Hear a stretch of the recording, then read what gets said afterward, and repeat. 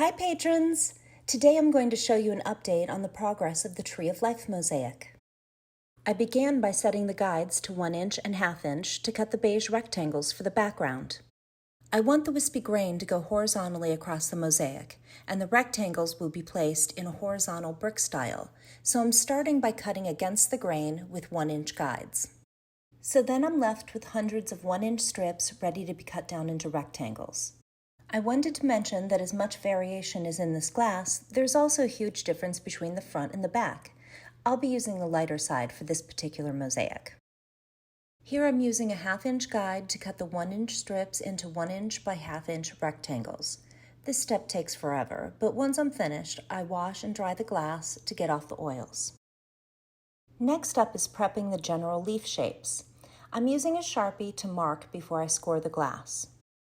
I'll be using a lot of medium to medium dark greens, but also some yellowish green, bluish green, and reddish green, so I'm going to cut about 50 more leaves than I need so I can make choices in color while I'm working. Because I want to see exactly where the different colors are on my leaves, I need to mark and score on the extremely rough side of the glass.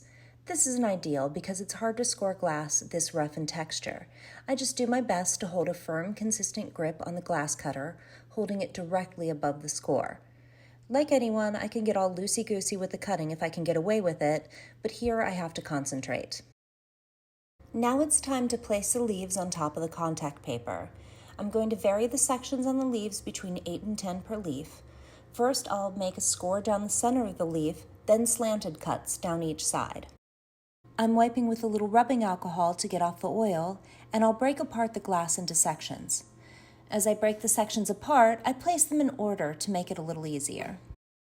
Next, I carefully place the leaf sections, making sure all the lines add up, the outside shape of the leaf is smooth, and that it's placed exactly where it needs to be, all while leaving little gaps so the sectioning shows as part of the design when the mosaic is grouted. Then I cut and place the brown glass for the branches. I usually do all the leaves in a whole section, then move on to the branches, but I wanted to show you a bit. It's stained glass, so I have chunks that I've cut down to about 4 inches by 12 inches and work from there. For these tiny ones, I usually have some leftover bits in that size in a container that I move around with me, so I pick one general shape and cut it to fit precisely. Here's a little bit of the final glass step, placing the background. I will get more into the background glass placement in my next Tree of Life update though, because it's important. It's the most tedious and time-consuming step for most of my mosaics, yet every time I'm in denial about just how long it's going to take.